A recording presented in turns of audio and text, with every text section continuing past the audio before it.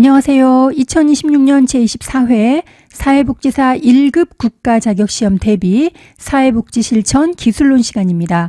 이 영상은 공동체 출판사에서 2025년에 출간된 공감수험서의 사회복지 실천 기술론 교재를 중심으로 진행되고 있습니다.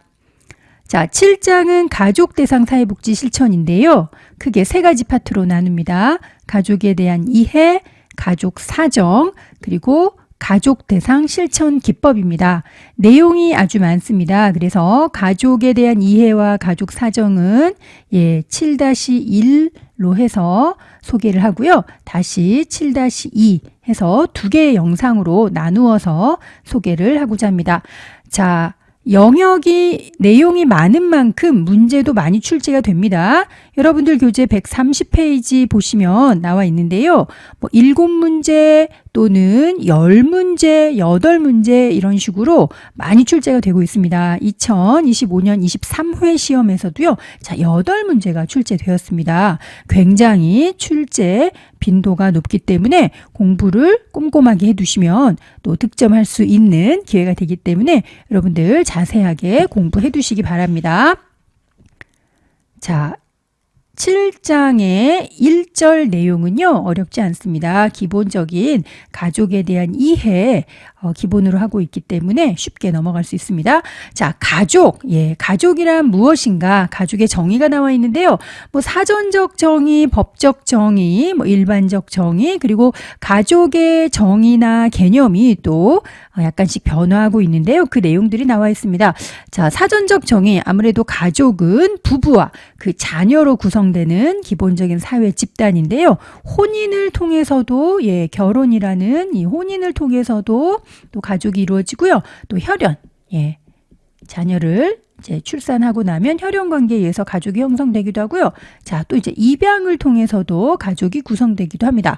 자, 법적으로 보면 우리나라 민법에 가족의 범위가 규정되어 있습니다. 자, 가족에 대한 일반적인 정의를 보면요. 기본 집단으로서 이제 가족은 어때요? 부부하고 부부와 이제 자녀로 구성된다라고 했는데 요즘에는 자녀가 없는 가족들도 많이 있지요. 그래서 가족에 대한 정의나 개념이 많이 변화하고 있습니다. 자, 가족의 개념은요, 시대와 문화의 영향을 받아서 달라진다라는 점 기억하시면 좋겠습니다.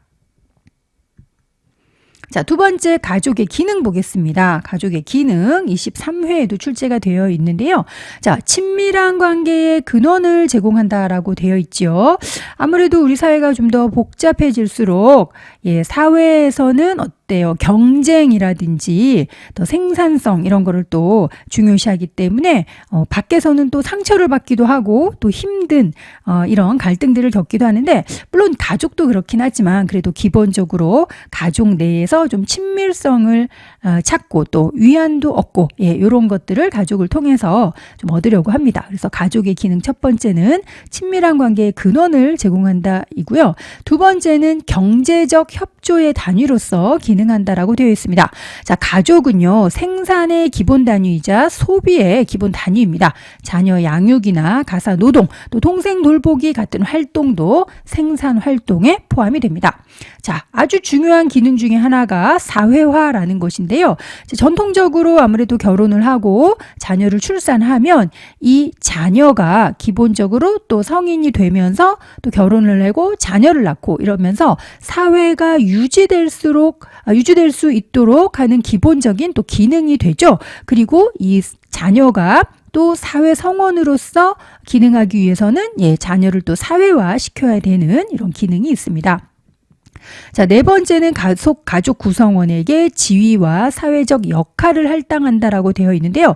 자, 결혼을 통해서 가족이 형성되면 남편이라는 가족의 역할 또는 아내라는 또 역할이 부여되고요. 또 사회에서 성인의 지위를 또 갖게 됩니다. 자, 그래서 가족을 통해서 남편, 아내로서의 역할 그리고 자녀로서의 역할도 생기고 또 역할에 따른 다양한 어때요? 이런 지위, 가족의 다양한 지위 또 그에 따라서 수반되어야 되는 역할들도 부여된다라고 할 수 있겠습니다. 자, 어렵지 않은 내용이었고요. 자, 우리 사회가 이제 현대 사회로 오면서 가족의 개념이나 정의가 좀 바뀐 것처럼 가족의 구조나 뭐 규모, 또 기능상의 좀 변화가 있는데요. 살펴보도록 하겠습니다.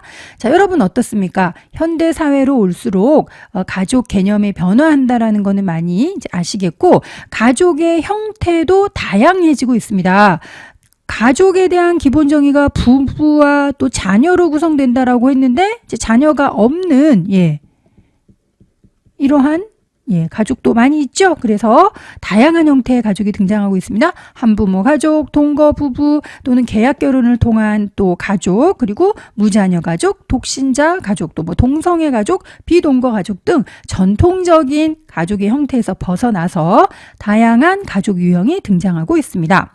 자, 가족 구조의 단순화 볼까요?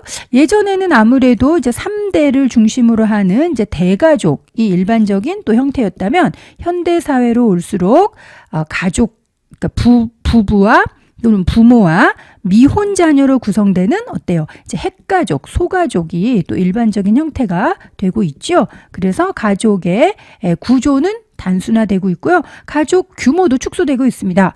예전에는 뭐 자녀가 5명, 7명, 9명, 3명 이랬지만 요즘에는 뭐 자녀가 1명인 집들도 많고 2명, 3명 낳으면 굉장히 또 많다라고 하죠.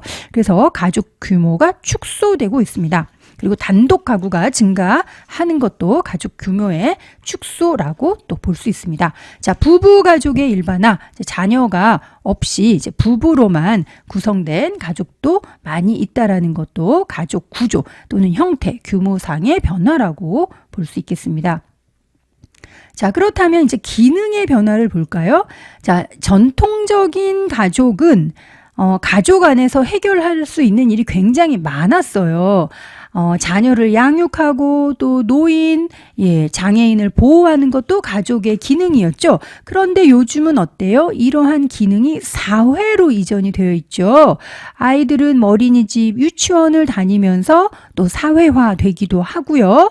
양육이나 보육 같은 것도 예전에는 가정에서 담당했더라면 요즘에는 사회의 전문적인 기관에서 이런 기능을 담당하고 있기 때문에 전통적인 가족 기능이 사회로 이전되고 있다라고 볼 수 있습니다. 자, 1번하고 2번은 연결해서 볼 수 있겠죠? 전통적 가족의 기능이 사회로 이전됨에 따라서 가족이 수행해야 될 기능은 어때요? 축소되고 있죠. 자, 전통적으로 가족이 수행했던 기능을 사회가 담당하기 때문에 가족의 기능은 축소됐다라고 볼 수 있습니다. 자, 한편으로 가족 기능의 약화 볼 수 있는데요.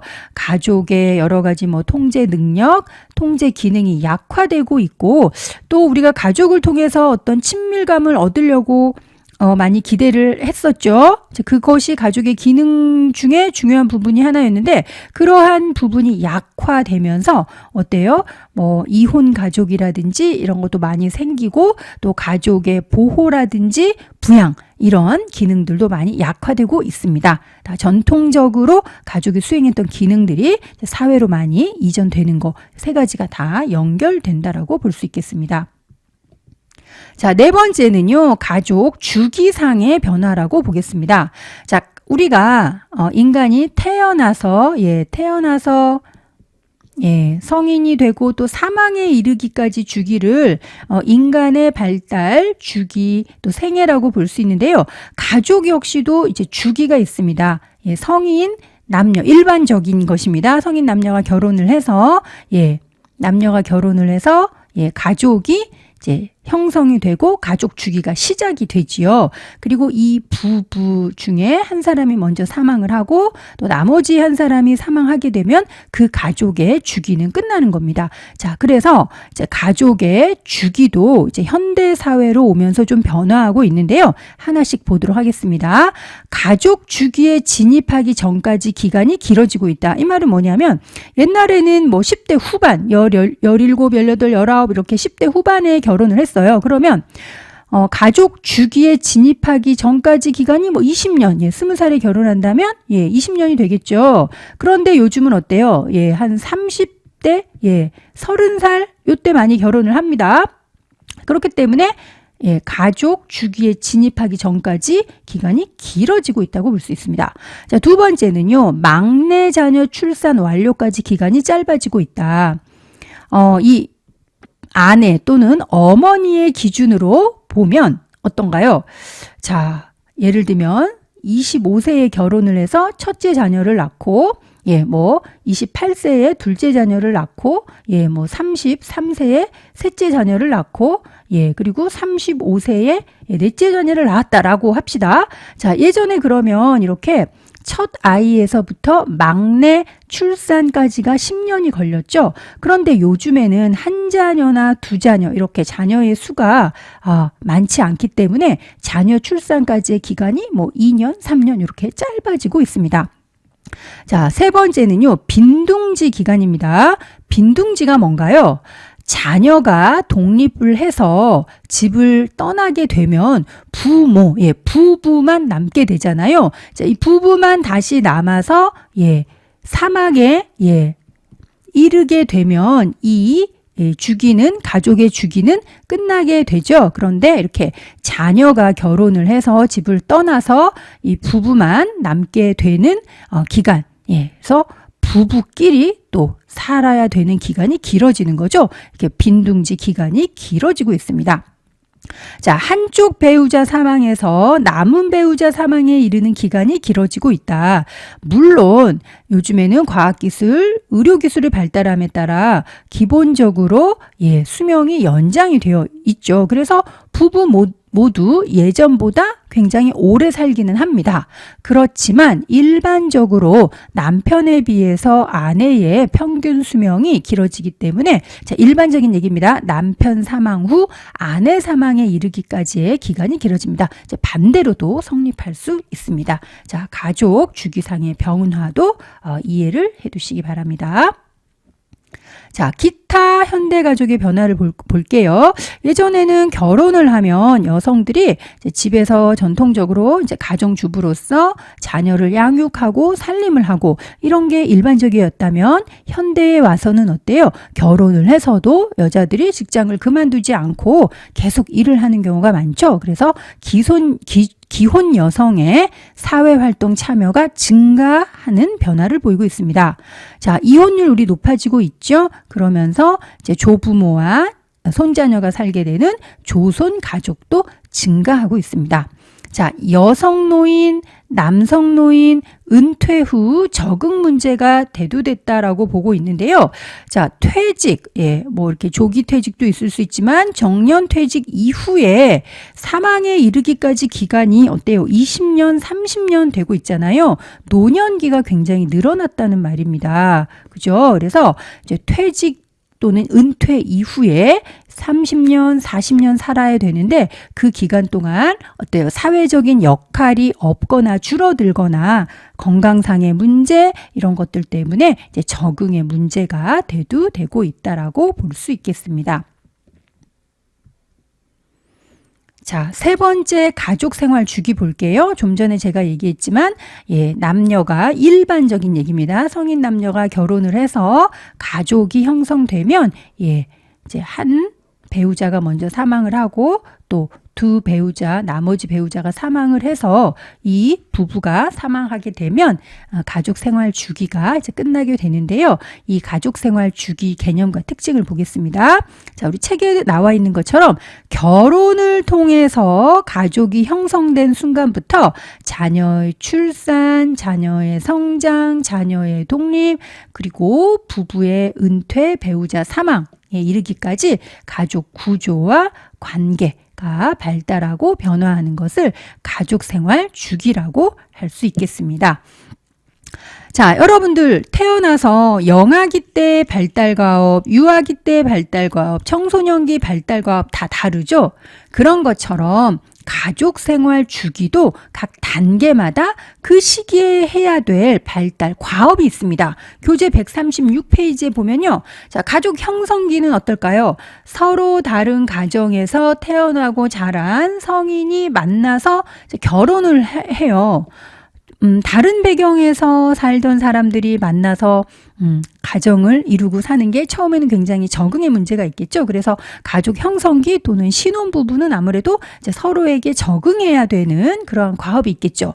자, 첫 자녀를 낳았어요. 그러면 아이를 키우고 또 아이가 발달해가는 과정에 적응해야 되는 것도 발달 과업입니다. 자, 자녀가 성장을 해서 결혼을 해서 이제 집을 출가를 하게 되면 또 부부는 어때요? 자녀가 없는 부부 중심의 생활에 다시 적응해야 되는 것도 발달 과업입니다.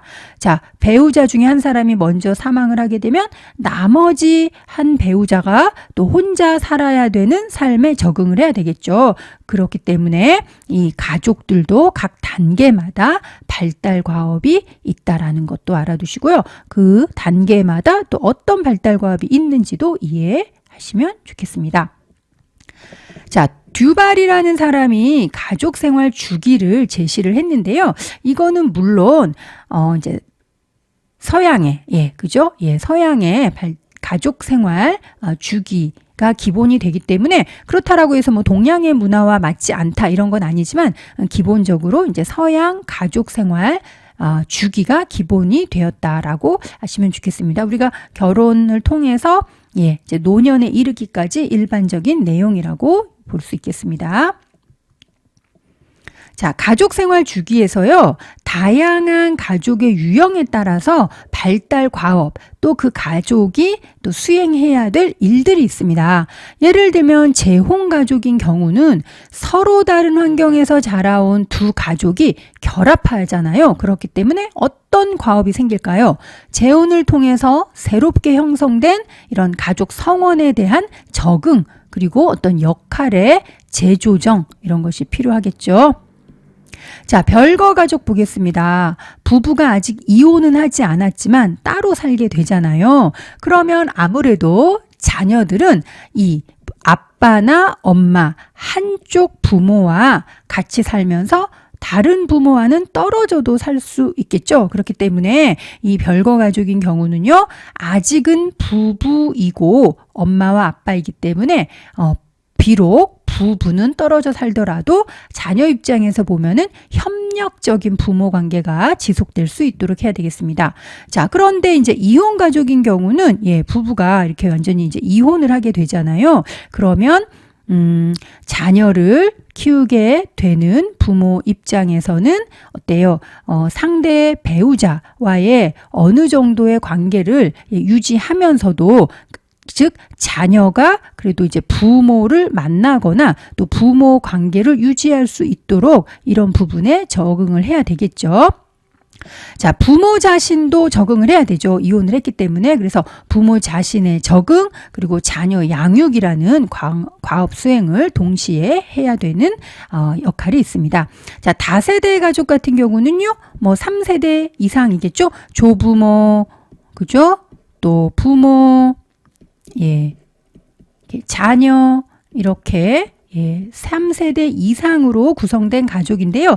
아무래도 하위 체계가 많기 때문에 각 하위 체계 간의 구성, 조정 역할 필요하다라는 거 얘기할 수 있겠습니다. 자, 한부모 가족인 경우는요, 뭐 다 이혼을 해서 한부모 가족이 될 수도 있고, 뭐 사별이나 이런 다양한 이유로 인해서 한부모 가족이 될 수도 있는데요. 아무래도 한부모 가족이 자녀를 양육하게 되면 과업도 많아지고 역할도 많아지고 어떤 경제적인 부담, 정서적인 부담들도 많아지기 때문에 한부모 가족에 맞게 가족 구조를 재구성하고 또 가족 성원은 이에 적응하고 그에 맞는 역할을 해야 된다라는 과업이 있을 수 있겠습니다. 자, 네 번째, 체계로서의 가족. 이때부터가 본격적으로 시험에 많이 출제되는 중요한 부분인데요. 자, 기본적으로 여러분 체계라는 말 들어보셨죠? 우리 사회복지 실천론 시간에 체계 이론 하면서 배웠습니다. 그 체계 이론을 가족에게 적용을 한 거예요. 무슨 말이냐면 가족을 이해할 때 체계라는 개념으로 가족을 바라보게 된다는 것입니다. 자, 경계의 정의를 보면 체계의 내부와 외부 또는 한 체계와 다른 체계를 구분하는 선인데 보이지 않는 선이라고 했습니다. 자, 그러면 가족 입장에서 보면요. 자, 남편과 아내가 있고요. 예를 들면 큰딸, 아들 이렇게 4명으로 구성된 가족이라고 합시다. 이 가족은 나름대로 다 경계가 있죠. 그런데 엄마와 아들인 경우에 자 경계가 있을 수 있는데요. 자, 가족 성원들은 각각 경계가 있습니다. 일단 정의를 보겠습니다. 명확한 경계는요. 이 가족 성원 간의 투과성이 적절해요. 너무 경직되지도 않았고 너무 모호하지도 않아요. 그 말은 뭐냐면 성원들 간에 너무 경직되어 있으면 대화도 없고요. 상호작용도 없고요. 정서적인 친밀감도 없고요. 뭐가 오고 가는 게 없어요. 반면에 경계가 너무 모호하면 너와 나의 구분이 없습니다. 제가 여기서 이렇게 선을 그었는데 엄마와 아들 간에 너무나 정서적으로 밀착되어 있는 경우가 바로 모호한 경계가 생긴 것이라고 할 수 있겠습니다. 건강한 가족은요, 가족 성원들 간에 명확한 경계가 있어야 됩니다. 그런데 이제 경직된 관계는요, 투과성이 낮아요. 뭔가 통과하지 않아요.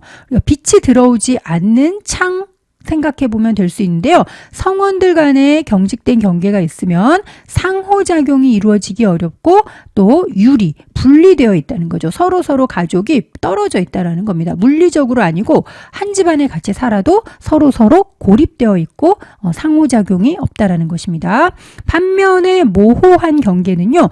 투과성이 지나치게 높아요. 다 통과해버린다는 거죠. 그래서 서로 밀착되어 있습니다. 밀착되어 있다는 거는 친밀하다를 넘어서서 너와 나의 구분이 없이 독립성도 없고 의존성도 너무 심하고 간섭도 많이 하는 이런 관계를 밀착된 가족이라고 할 수 있습니다. 그래서 자, 체계는요, 이 경계는 3가지가 있는데 경직된 경계와 모호한 경계를 가진 가족은 건강하지 않은 가족이고요. 명확한 경계를 가진 가족은 건강한 가족이라고 할 수 있습니다. 그래서 우리가 가족 치료를 할 때 이러한 경계를 가진 가족을 명확한 경계를 가진 가족이 되도록 또 가족 치료를 통해서 바꾸어 놓습니다.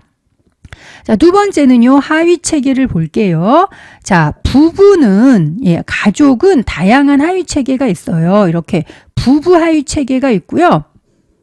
또 그려볼까요? 이제는 아들이 먼저이고 딸입니다. 자, 이렇게 되면 부부 하위 체계가 있죠. 그리고 자녀 입장에서 보면은 부모 하위 체계가 있고요. 이렇게 부모 자녀 하위 체계가 있고 자녀들끼리 보면은 형제 자매 하위 체계가 있습니다. 가족은 다양한 하위 체계로 구성된 또 하나의 체계입니다. 자, 또 중요한 개념이 순환적 인과성이라는 건데요. 자, 우리 실천론 시간에도 배운 것이죠. 순환적 인과성. 자, 인과관계를 보는 것입니다. 인과관계를 볼 때 예를 들면 X라는 게 원인이고 Y가 결과다. 이거는 직선적 직선적 인과성이죠. 원인과 결과가 이렇게 직선으로 원인 결과가 분명합니다. 그런데 순환적 인과성은요. X가 Y에게 영향을 미치면 Y는 다시 또 무엇인가 영향을 미치고 요거는 다시 또 X에게 영향을 미치고 이렇게 빙글빙글 돈다라는 것입니다. 자, 모든 사건들은 상호작용적 순환관계에 있다고 보는 관점이죠. 따라서 이 전체를 보게 되면 무엇이 원인이고 무엇이 결과다라고 말할 수 없어요. 왜?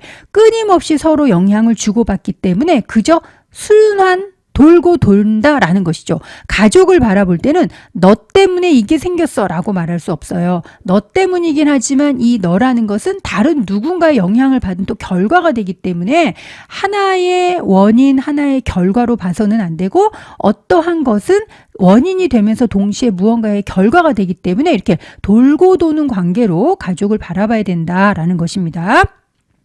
자, 가족 체계의 특징 중에 하나가 비총합성인데요. 이거는 총합이 아니다라는 거예요. 어떤 얘기냐면 여러분 1 더하기 1은 2죠. 부분의 합이 전체라는 거죠. 자, 그런데 가족은 그게 아니래요. 가족은 1 더하기 1은 2 더하기 알파. 이렇게 알파가 생겨요. 부분들의 합보다 더 크다라는 겁니다. 자, 그 말은 뭐냐 하면 우리가 가족이라는 거는요, 개별 성원의 행동을 합한 것, 그 이상의 것입니다. 그렇기 때문에 아빠 따로 엄마 따로 자녀 따로 이렇게 봐서는 가족을 이해할 수 없고, 아빠와 엄마가 상호작용하는 것, 아빠와 자녀가 상호작용하는 것, 이 모든 거를 통틀어서 봐야 가족을 이해할 수 있다라고 얘기할 수 있겠습니다. 그것이 바로 가족 체계는 비총합성 특성을 갖기 때문입니다. 자, 활류 볼게요. 우리 실천론 시간에도 배웠죠? 새로운 행동을 취한 결과에 대해서 그 행동이 어떻다라고 정보를 주는 게 활류라고 했습니다. 자, 정적 활류는요, 이 새로운 행동이라는 변화에 대해서 그거 괜찮아, 바람직한 변화야, 그 변화 계속 생겨도 돼 라고 피드백을 주는 것입니다. 그런 피드백을 받으면 어때요? 변화가 유지되거나 그 변화가 더 증가가 되겠죠. 반면에 어떤 새로운 행동을 했을 때 그 변화 마음에 안 들어, 그거 하지 마 라는 피드백을 주게 되면 더 이상 변화가 일어나지 않고 원래 상태로 돌아가게 됩니다. 이게 바로 부적 활류입니다. 내용의 긍정성이나 부정적인 걸로 보면 안 되고요. 그 변화로 인해서 어떤 새로운 이 변화가 더 많이 늘어나게 되는 것, 또는 이 변화가 유지되게 하는 피드백은 정적 활류고요. 변화가 생겼는데 그게 마음에 안 들어 라고 해서 변화가 없어지거나 새로운 변화를 일으키지 않고 원래 상태로 돌아가게 된다면 그 피드백은 부적 활류라고 얘기할 수 있습니다. 내용의 긍정 부정에 여러분들이 포커스를 두면 안 되겠습니다. 자, 6번째 특징은요, 가족 항상성입니다. 자, 체계 이론이 생물학에서 왔다라고 했죠. 그래서 개념들 중에 여러 가지는 우리가 이제 생물의 속성, 특성을 이해하면 알 수 있는 게 많습니다. 자, 인간의 체온은 36.5도, 36.5도죠. 그래서 날씨가 춥거나 덥거나 이 36.5도를 유지하려고 합니다. 그게 바로 인간이 가지고 있는 항상성이죠. 가족도 항상성이 있어요. 무슨 말이냐면 가족은요, 변화를 싫어해요.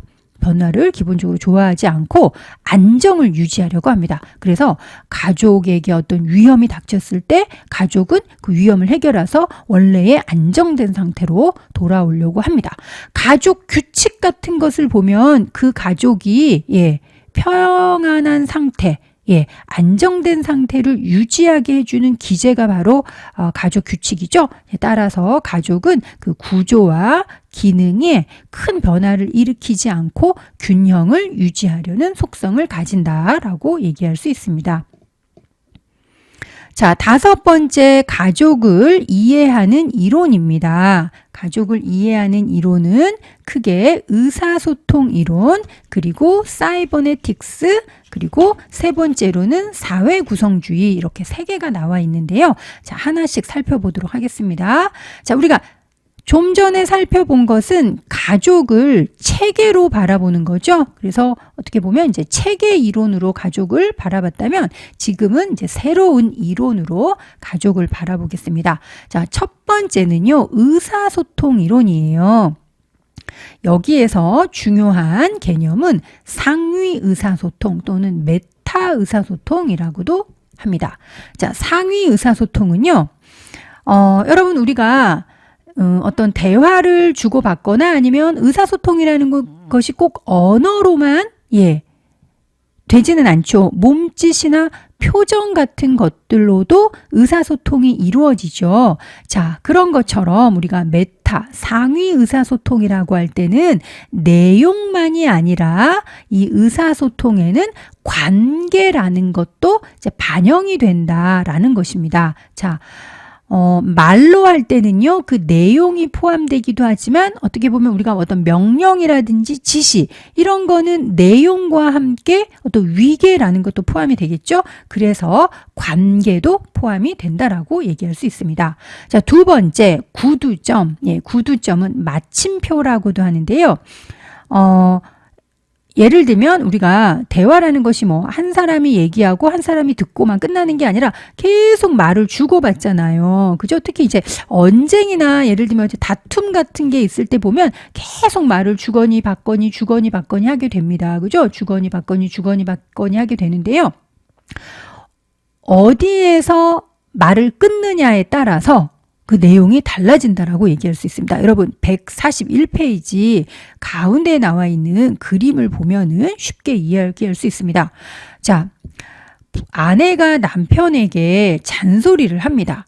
자, 남편은 아내가 자꾸 잔소리를 하니까 술을 마셔요. 자, 남편의 구두점은 여기서 끝나게 되면 아내가 잔소리를 하니까 술을 마신다. 아내의 잔소리가 문제야 라고 얘기가 되겠죠. 그런데 아내가 만약에 마침표를 딱 끊는다고 봅시다.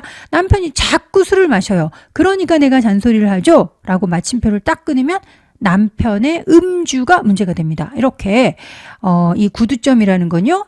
계속 이어지는 이제 대화 또는 의사소통에서 자신의 입장과 관점에 따라서 의미로 말을 끊는 것을 얘기합니다. 그래서 마침표 또는 구두점이 어디에서 끊어지느냐에 따라서 이 가족 구성원들의 소통이 어떻게 이루어지는가를 볼 수 있습니다.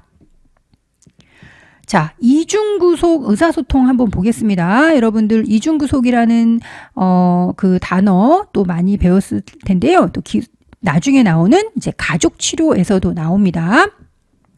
자, 이중구속인데요. 이중구속 의사소통은 좀 역기능적이에요. 역설적일 수도 있다라고 했는데 이제 기능적이거나 긍정적인 게 아니라 좀 문제를 일으키거나 이미 문제가 있는 가족 성원에게서 많이 발견되는 의사소통이기도 합니다.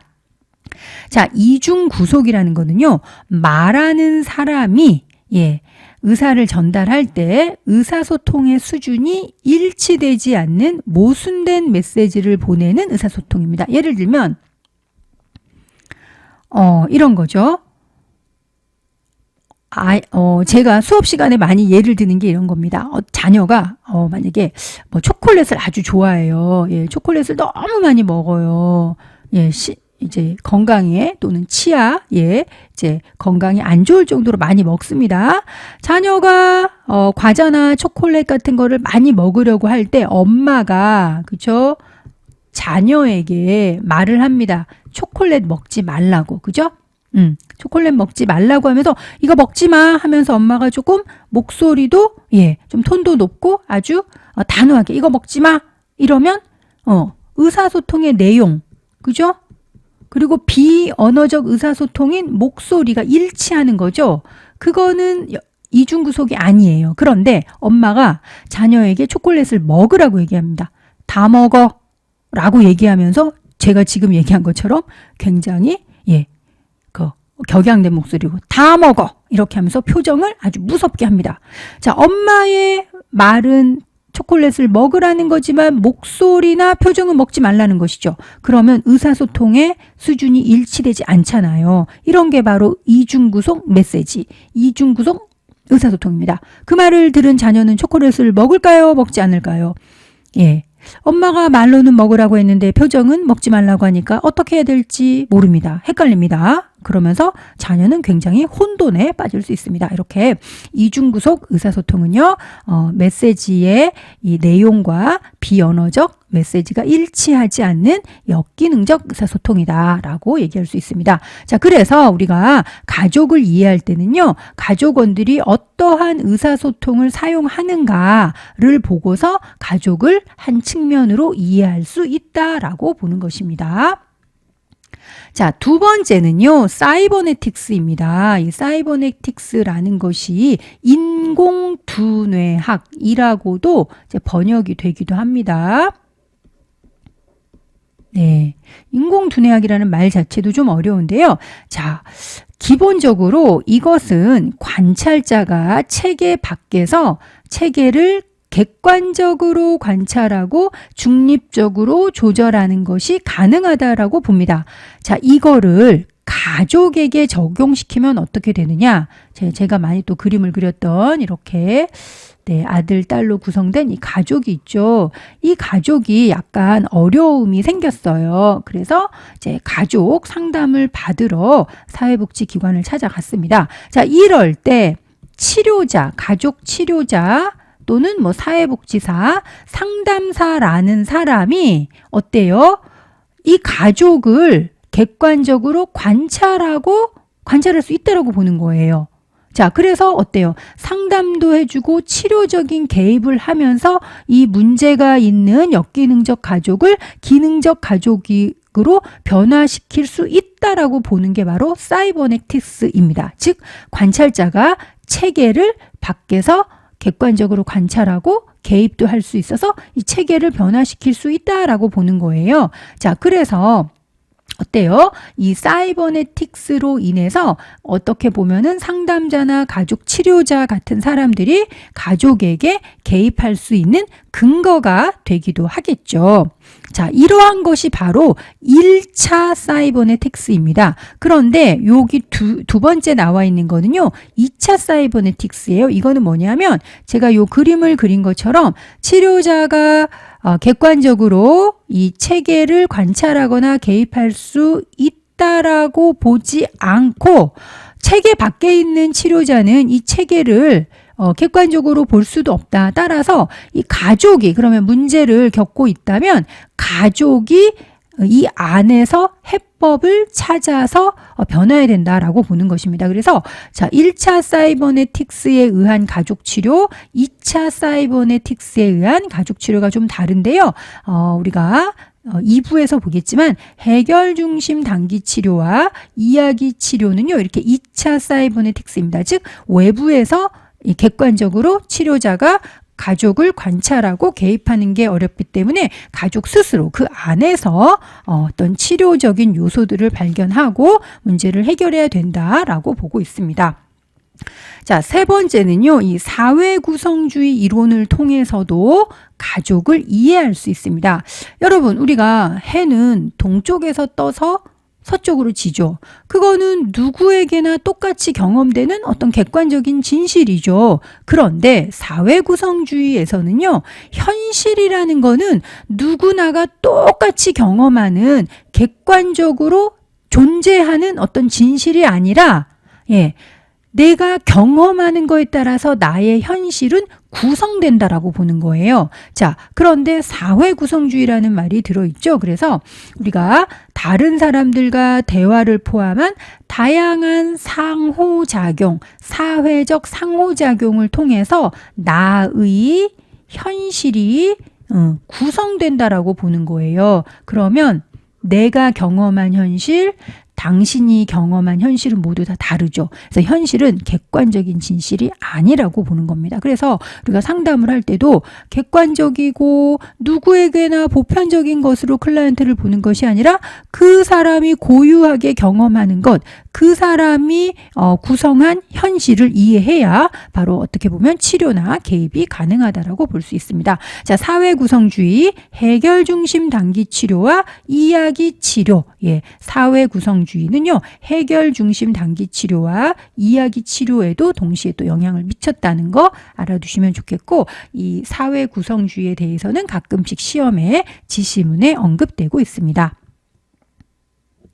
자, 가족 대상 실천에 의해 보겠습니다. 이거는 특별한 내용은 없어요. 우리가 사회복지 실천론 시간에 사회복지 실천 단계가 있는 것처럼 가족에 개입할 때도 마찬가지로 초기 단계가 있겠고요. 중간 단계가 있겠고요. 종결 단계가 있겠죠. 자, 초기 단계에서는 면담, 사정, 계획이 이루어지고요. 계획된 사항을 실행하는 중간 개입 단계가 있겠고, 개입이 다 종결되면 평가하게 됩니다. 자, 그런데 여러분 143페이지에 나와 있는 것처럼 초기 면담과 사정할 때, 즉 초기 단계에서 우리가 조금 더 주의를 기울여야 되는 게 있습니다. 뭐냐면요. 자, 가족이 우리의 클라이언트예요. 그죠?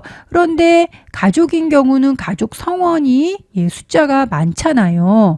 그렇기 때문에 뭐 아버지를 면담할 때, 어머니를 면담할 때, 자녀를 면담할 때 각각 다 다른 얘기를 들을 수 있습니다. 그렇기 때문에 이 치료자는 한 성원에만 초점을 맞춰서 이 가족을 이해해서는 안 되겠고요. 전체적으로 가족을 모두 다 이해하려고 해야 되고, 특히 이 가족 입장에서는 우리 큰아들이 문제야. 얘가 우리 집의 골칫거리예요. 라고 볼 수는 있지만 치료자는 적어도 특정 성원을 이제 어떻게 이 사람이 문제야라고 문제가 있다라고 봐서는 안 됩니다. 일단은 이 가족 전체를 이해해야 되는 거죠.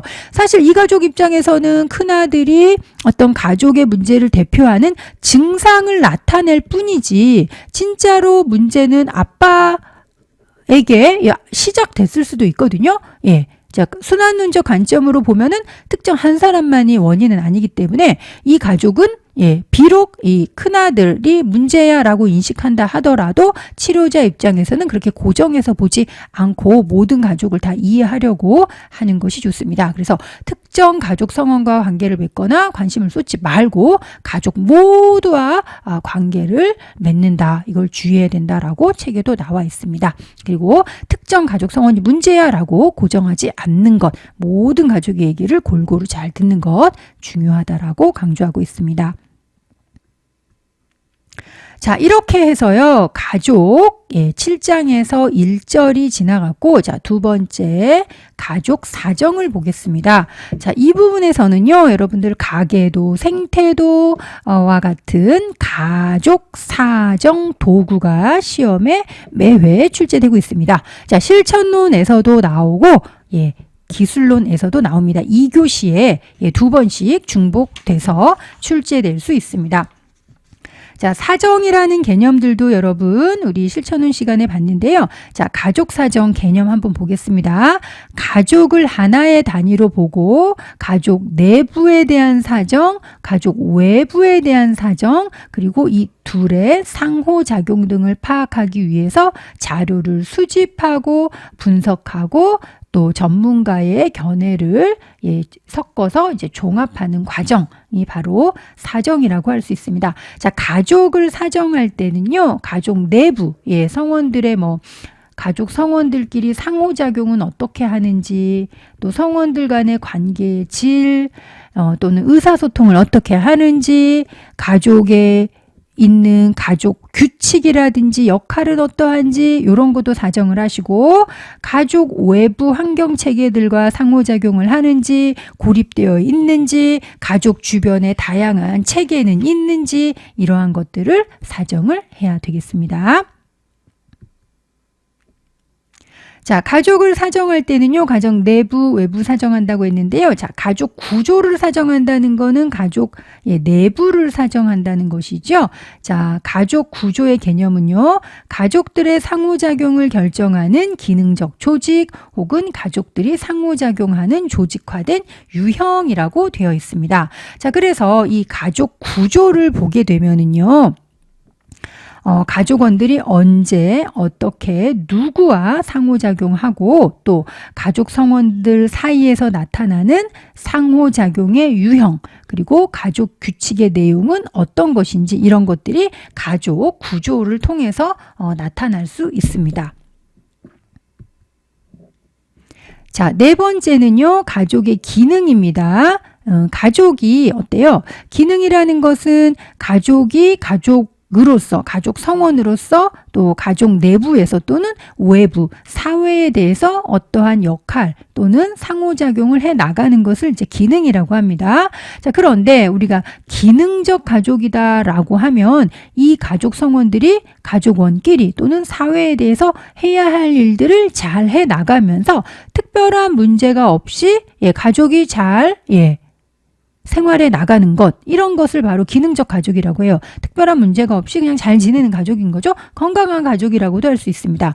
그러면 이 기능적 가족의 특징은요, 가족 성원 간 경계가 명확해요. 그죠? 그리고 성원 간 의사소통이 명확하고 일치성이 높습니다. 일치성이 높지 않은 의사소통이 아까 좀 전에 예를 들었던 이중 구속이 있는데요. 성원들 간에 뭔가 모호하고 뭐라고 말하는지 잘 모르겠네. 이렇게 아리송한 의사소통이 아니라 명확한 의사소통을 하고 언어적 의사소통과 비언어적 의사소통의 수준이 높고 일치하는 의사소통을 합니다. 그게 기능적 가족의 특징입니다. 반면에 문제가 지금 있거나 앞으로 문제가 일어날 수 있는 좀 위태로운 가족이 바로 역기능적 가족인데요. 역기능적 가족의 특징은 이렇게 기능적 가족의 특징하고 반대가 되겠죠.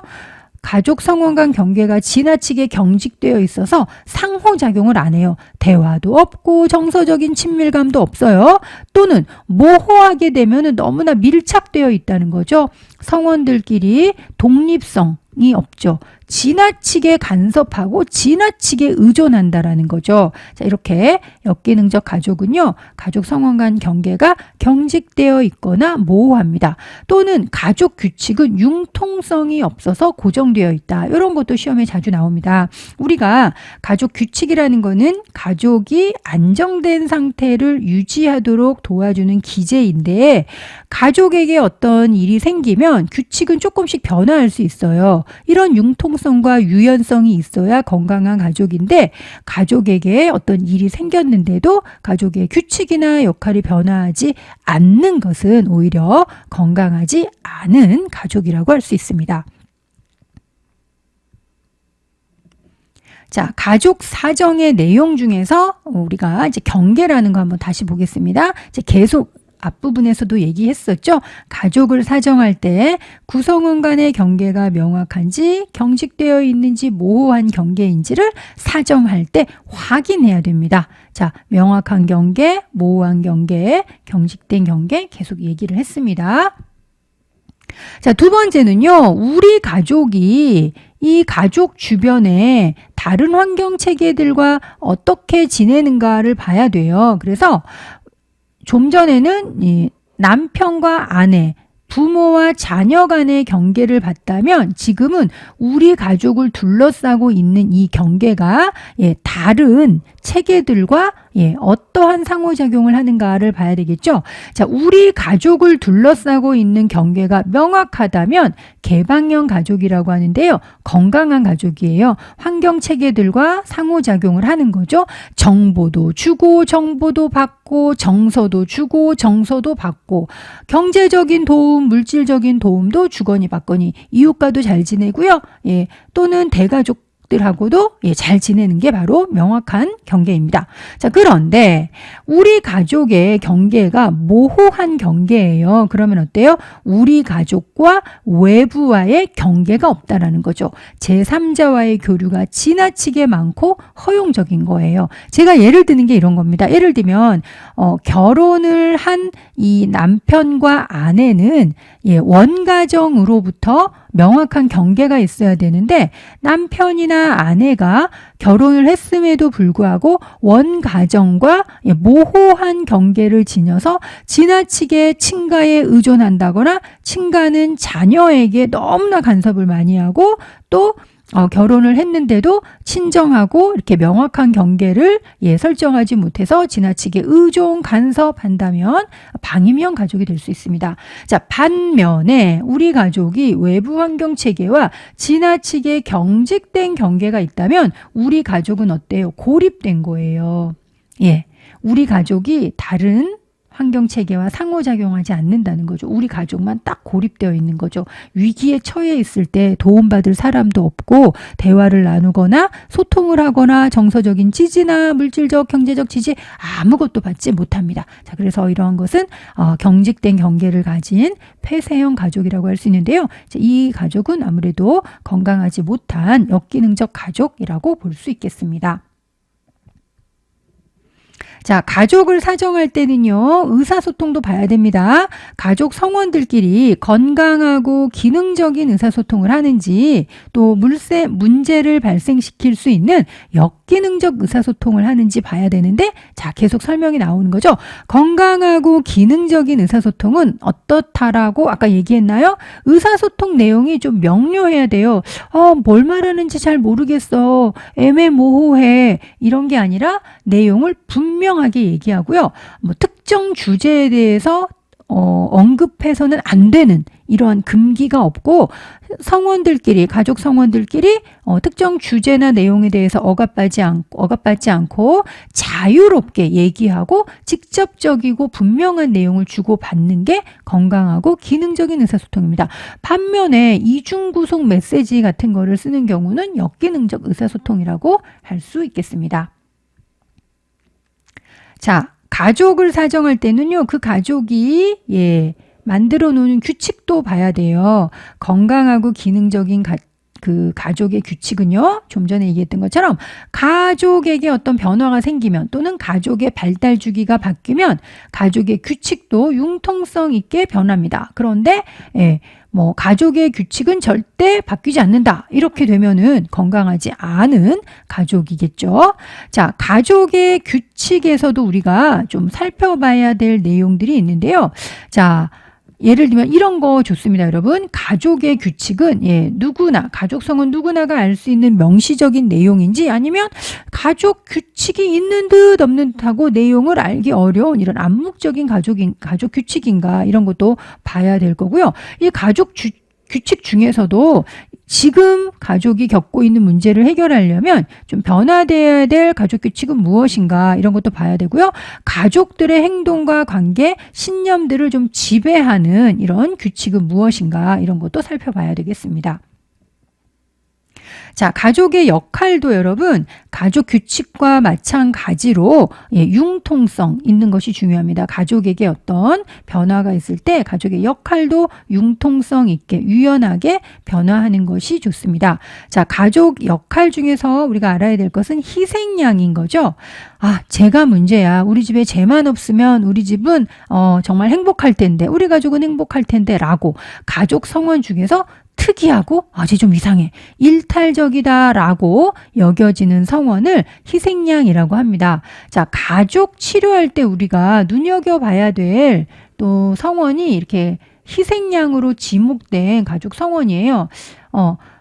클라이언트죠. 이렇게 되면 우리가 우리 집은 얘가 문제예요. 얘만 없으면 우리 집은 평화롭고 행복한데 얘 때문에 우리 집에 분란이 끊이질 않아요 하고 이 아이를 마치 우리 가족 문제의 원인인 것처럼 지목을 해서 희생양을 삼게 되는데, 사실 가족 치료할 때 보면은요, 이 문제라고 일컬어지는 이 아이는 사실 가족 전체의 문제를 대표해서 그냥 앓고 있다라고 볼 수도 있어요. 엄마, 아빠, 동생들도 문제가 있고 상호작용에 문제가 있는데 가장 취약하고 약한 이 아이가 대표적으로 문제를, 증상을 표출한다라고 볼 수 있습니다. 자, 그래서 이렇게 희생양을 삼는 거는 그 가족이 어떻게 보면 우린 다 괜찮아라고 빠져나가기 위한 어떤 그런 구실일 수도 있기 때문에 이 희생양으로 삼는다는 거는 좋지 않다라는 것도 말씀드리겠습니다. 자, 성인 아이는 뭐냐면요. 어때요? 그 자녀는 자녀로서의 역할이 있는데 자녀가 부모나 배우자의 역할을 대신하는 것을 말합니다. 그래서 성인 아이 역할을 하는 가족 성원이 있다면 이 가족도 좀 문제가 있다라고 볼 수 있겠습니다. 자, 가족 사정의 방법에서 가계도를 살펴보도록 하겠습니다. 지금부터는요, 가족 사정 도구, 도구가 나오는데요. 여러분들 가족 사정 도구 시험에 매회 한 문제, 두 문제 나오기 때문에 꼼꼼하게 살펴보시기 바랍니다. 자, 하나씩 보도록 하겠습니다. 네, 첫 번째 가계도 같이 살펴보도록 하겠습니다. 자, 가계도 그림은요, 교재 151페이지 같이 보시면 되겠습니다. 가계도는요, 2, 3세대 이상에 걸친 가족 관계를 도표로 제시해서 복잡한 가족 패턴을 한눈에 볼 수 있도록 한 가족 사정 도구라고 되어 있습니다. 자, 가계도를 그려보면 우리가 여러 가지를 파악할 수 있는데요. 자, 가계도를 통해서 알 수 있는 내용 시험에 가끔씩 출제되는 부분입니다. 자, 성별 우리 보통 남자는 네모, 여자는 동그라미로 표시를 하죠. 그래서 이렇게 동그라미인지 네모인지만 봐도 성별을 알 수 있고요. 뭐 출생 연도를 표시하니까 나이도 알 수 있고요.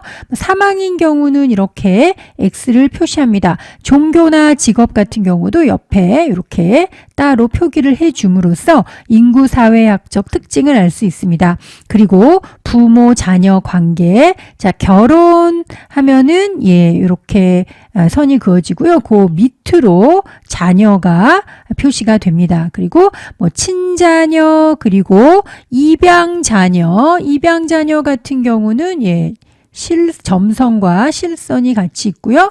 위탁자녀인 경우는 점선으로 표시를 합니다. 이런 뭐 법적 관계도 나타나고요. 또 가족 성원 간의 관계의 질, 친밀한 관계인지 조금 거리감이 있는 소원한 관계인지 밀착 관계인지 갈등 관계인지 이렇게 가족 성원들의 관계의 질을 알 수 있습니다. 자, 또 하나는 세대 간 반복되는 정서적, 행동적 유형을 알 수 있는데요. 자, 성원, 아빠와 엄마, 아내가 있고 이렇게 자녀가 있잖아요. 자, 그러면 이렇게 구성원들 간의 선을 표시함으로써 융합인지 또는 점선이면은 소원한 관계도 알 수 있고요. 자, 알코올 중독 같은 경우는 약물 남용이라고 해서 이렇게 밑에 부분에 진하게 해주면 되는 거죠. 자, 알코올 중독 장애 질병도 알 수 있고요. 결혼, 동거, 별거, 이혼, 재혼, 이혼 후 결합 알 수 있습니다. 자, 책에 나와 있는 것처럼 결혼이고요. 이렇게 하나가 되면은 보통 별거입니다. 그리고 두 개가 되면 이혼이고요. 이렇게 반대로 되면 이혼 후 재결합이 되겠습니다. 자, 이혼 후 재결합하고 또 재혼하고는 다르죠. 이혼 후 재결합은요, 이 부부가 이혼을 했다가 다시 살기로 하면서 재결합하는 것이고요. 자, 이렇게 되는 경우 이 부부가 이렇게 이혼을 했죠. 여기 그림이 주어졌는데, 자, 이 부부가 이제 이혼을 했어요. 그래서 남편과 다른 여자가 이제 결혼을 하게 되면 이 사람은 또 재혼이 되는 거겠죠. 그래서 재혼과 재결합은 좀 다르다는 것도 알아두시기 바랍니다. 자, 가계도가 2, 3세대 이상이라고 했잖아요. 그래서 1세대 위로 올라가서 3세대, 5세대 이렇게 그리다 보면은 세대 간에 반복되는 이런 정서적, 행동적 유형들을 알 수 있습니다. 자, 다음으로 넘어가 보지요. 가계도 그리는 방법. 자, 제가 쭉 얘기했던 거인데요. 뭐 보통 2세대, 3세대 이상 그리고 현재를 중심으로 그리지만 문제가 시작되었거나 중요한 사건이 발생한 과거의 시점으로 작성하기도 합니다. 보통 남자 네모, 여자 원으로 표시한다라고 설명했습니다. 자, 두 번째 생태도 보겠습니다. 생태도 같은 경우는요. 자, 우리 생태체계 관점을 적용해서 사회복지 분야에 많이 사용하는 사정 도구입니다. 자, 환경 속의 인간 관점, 생태체계 관점을 도입해서 이거 중요하죠. 개인과 가족의 자원, 가족과 외부 환경 간의 상호작용. 자, 외부라는 말 나오고요. 환경이라는 말 나오면 생태도입니다. 가족 사정 도구에서 가계도는 가족의 역동을 보는 거지만 생태도는 가족 외부의 자원과의 상호작용을 묘사했다는 점에서 차이가 있기 때문에 꼭 알아두시고요. 자, 생태도를 그리고 나면은 클라이언트를 둘러싼 환경 체계 간의 관계를 그리기 때문에 클라이언트에게 유용한 자원은 무엇이고 또 부족한 자원은 무엇이고 스트레스를 주는 요인은 무엇이고 자원의 흐름 방향도 알 수 있습니다. 자, 생태도를 통해서 알 수 있는 내용 보면요. 자, 보통 생태도는 개인에게도 그리지만 이렇게 가계도를 먼저 그려놓고서 이렇게 동그랗게 그리고요. 이 가족에게 중요한 이제 환경 체계들을 이렇게 그리거든요. 그래서 화살표로 표시를 합니다. 자, 화살표를 표시하면 정보나 자원이 주고 이렇게 들어가는 방향 또 상호 간의 영향을 주면 화살표를 이렇게 그리기도 합니다. 자, 그래서 이 생태도를 그리고 나면은요, 클라이언트를 둘러싼 환경, 요 밖에 있는 주요 자원이나 관계를 알 수 있습니다. 자, 생태도 그리기, 책 보면 아시겠죠?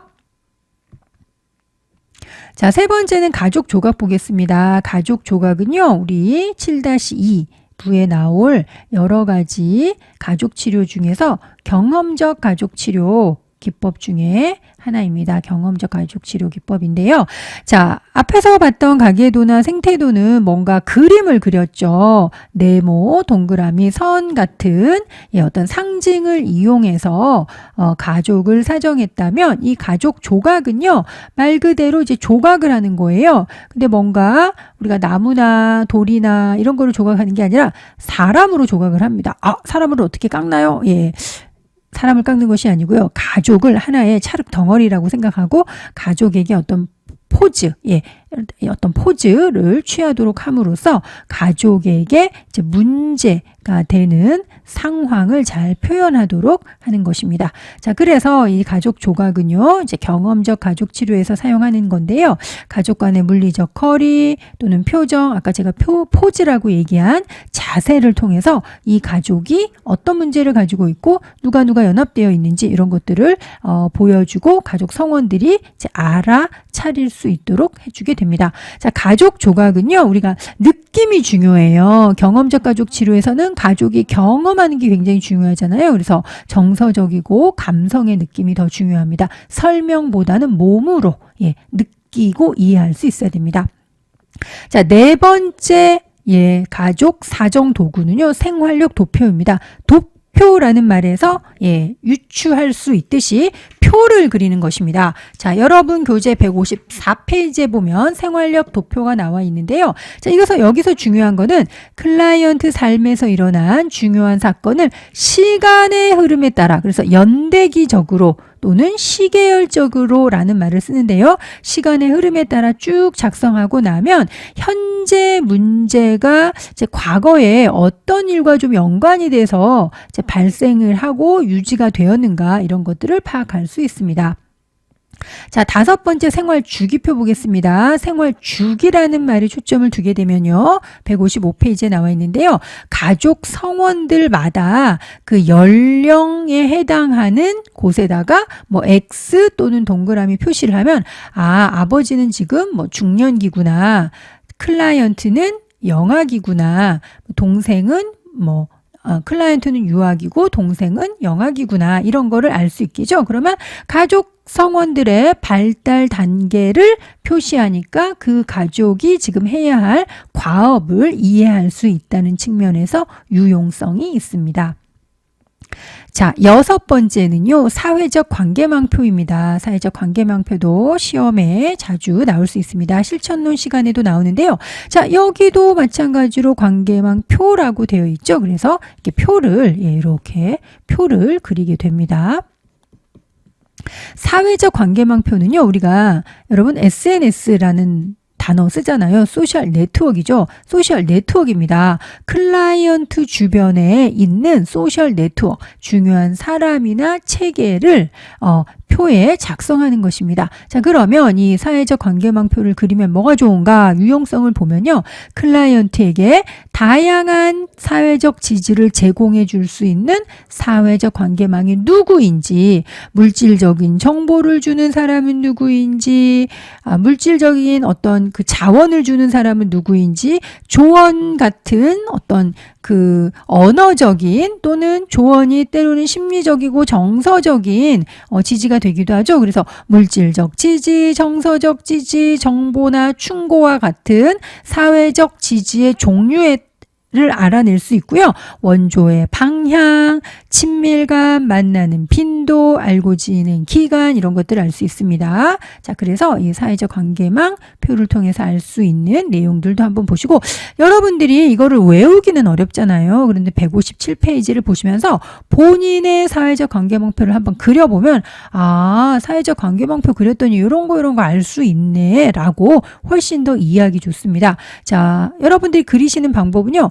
157페이지에 나와 있는 엄마, 친구, 할머니, 언니, 담임교사 이 부분을 쫙 지우고 여러분 주변에 있는 중요한 인물을 쓰시고 그 쓴 사람들이 생활 영역 어디에 포함되는지, 물질적 지지는 주는지, 가끔 주는지, 자주 주는지 이런 것들을 쭉 써보시면 되겠습니다.